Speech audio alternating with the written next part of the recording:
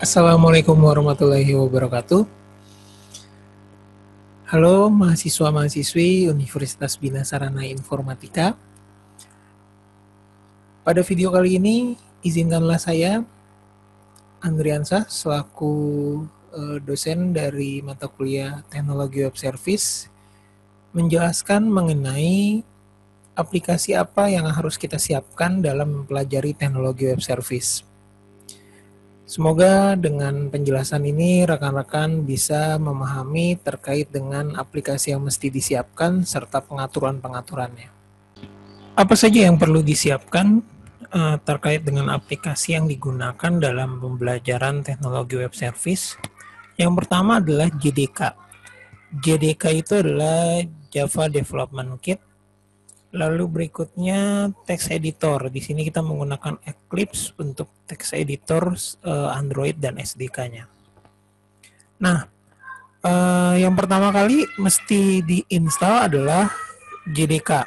Tapi sebelum menginstal JDK, pastikan memang belum sama sekali menginstal JDK atau Java Development Kit. Caranya kita bisa cek di program file, ya, apakah ada file Java atau tidak. Saya akan tunjukkan.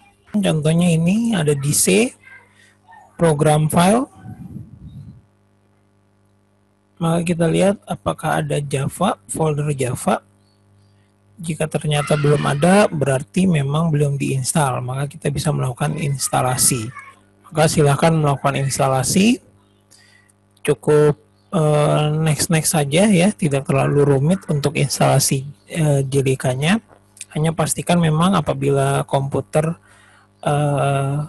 rekan-rekan menggunakan 64 bit atau 32 bit. Contohnya misalkan seperti ini. Klik kanan aja di My Computer atau di My PC, Properties. Nanti akan tampil kurang lebih seperti ini. Yaitu di bagian propertiesnya terlihat sistem tipenya adalah 32 bit operation system. Maka rekan-rekan install yang versi 32 bit karena tidak akan bisa menggunakan yang 64 bit, begitupun sebaliknya. Baik, jika sudah diinstal maka di C di program file ini kita lihat sudah ada folder Java. Ini artinya sudah terinstall. Langkah berikutnya adalah terkait dengan Eclipse dan SDK. Silakan rekan-rekan download sesuai dengan yang ada link yang ada di slide. Kalau sudah, nanti diekstrak, diletakkan di local disk C seperti ini. Hasil ekstraknya yaitu 851 TWS. Maka kita akan melakukan instalasinya, ya. Langkah berikutnya adalah kita melakukan instalasi Eclipse-nya terlebih dahulu. Tinggal kita double klik.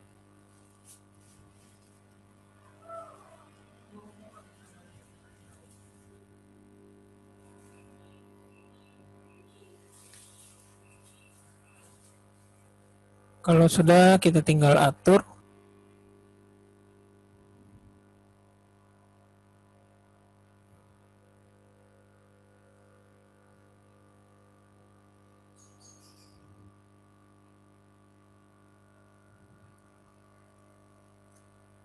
Ya, berikutnya adalah ketika sudah selesai melakukan instalasi Eclipse tadi, ya sudah dijalankan, kurang lebih tampilannya menjadi seperti ini.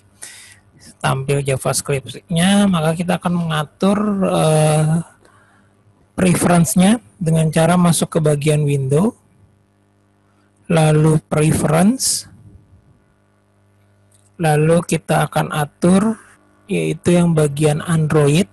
Kita atur yang bagian Android, lalu memastikan SDK location-nya ada di 851 TWS seperti yang tadi. Kalau ragu kita browsing lagi, kita bisa lihat sebenarnya ya 851. Nah, ini SDK-nya ya. Itu untuk memastikannya. Lalu berikutnya adalah ya, apply dan juga di OK. Berikutnya kita cek SDK Manager, kita jalankan SDK Manager-nya. Berikutnya adalah memastikan Android SDK Manager sudah terinstall dengan baik. Caranya adalah yang Android SDK Tools, Android SDK Platform Tools, dan juga